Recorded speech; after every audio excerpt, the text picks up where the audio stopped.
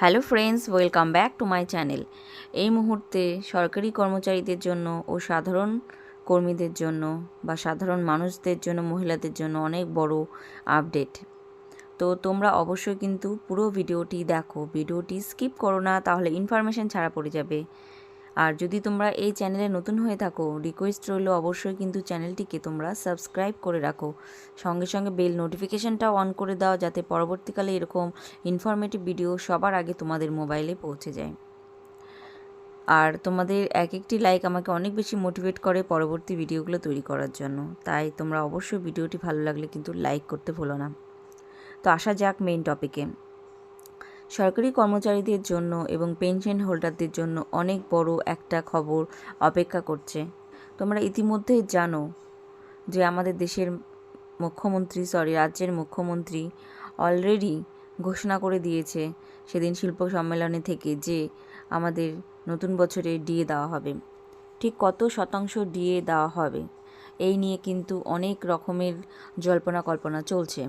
তো যেটুকু কমিশন সূত্রে খবর জানা গেছে বা যেটুকু জানানো হয়েছে, যে মোটামুটি আন্দাজ করা যাচ্ছে যে 14% অর্থাৎ 14% ডিএ কিন্তু এবার সরকার শিক্ষাকর্মী, সরকারি কর্মচারী এবং পেনশন হোল্ডারদের দিতে চলেছে।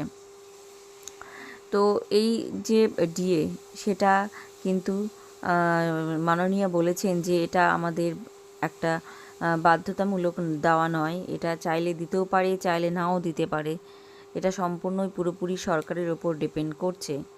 ডিএ হচ্ছে তাদের দয়ার দান, তারা চাইলে দিতেও পারে, চাইলে না দিতেও পারে।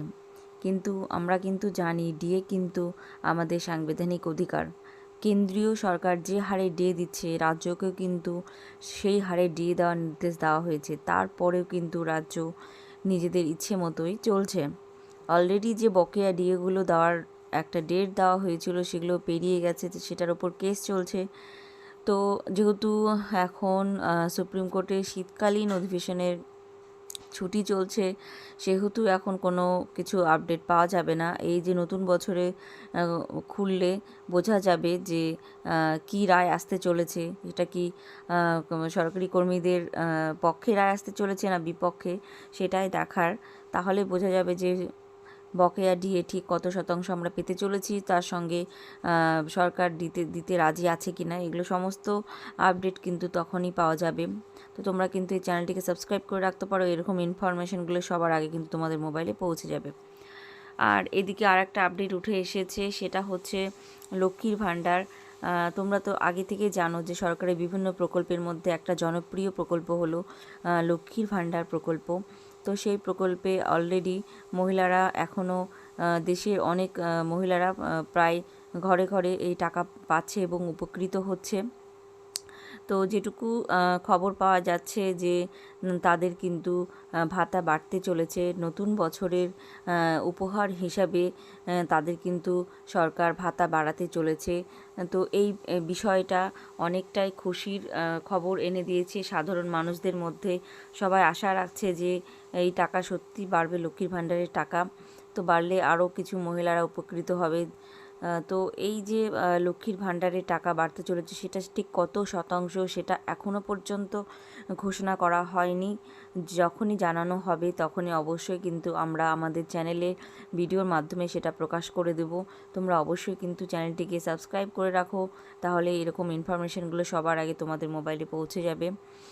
আর এই মুহূর্তে আরও অনেক প্রকল্পে কিন্তু অনেক উন্নতি হতে চলেছে। অনেক নতুন বছরে কিন্তু অনেক বড় বড় চমক কিন্তু সরকার দিতে চলেছে। যেহেতু সামনে ভোট, তোমরা জানো ভোটের আগে কিন্তু অবশ্যই কিন্তু সরকার চেষ্টা করে অবশ্যই সাধারণ মানুষের যে সমস্যাগুলো আগামী 5 বছরে সলভ করতে পারেনি, সেগুলো ভোটের আগে যতটা পারা যায় ততটা সলভ করার।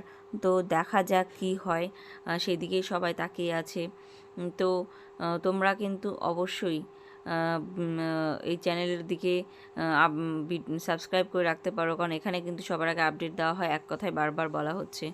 তো যদি তোমাদের আজকের এই ভিডিওটি ভালো লেগে থাকে, রিকোয়েস্ট রইল অবশ্যই সাবস্ক্রাইব করে পাশে থেকো। দেখা হচ্ছে নেক্সট কোনো ভিডিওতে। টিল দেন সবাই ভালো থেকো, সুস্থ থেকো। Thanks for watching.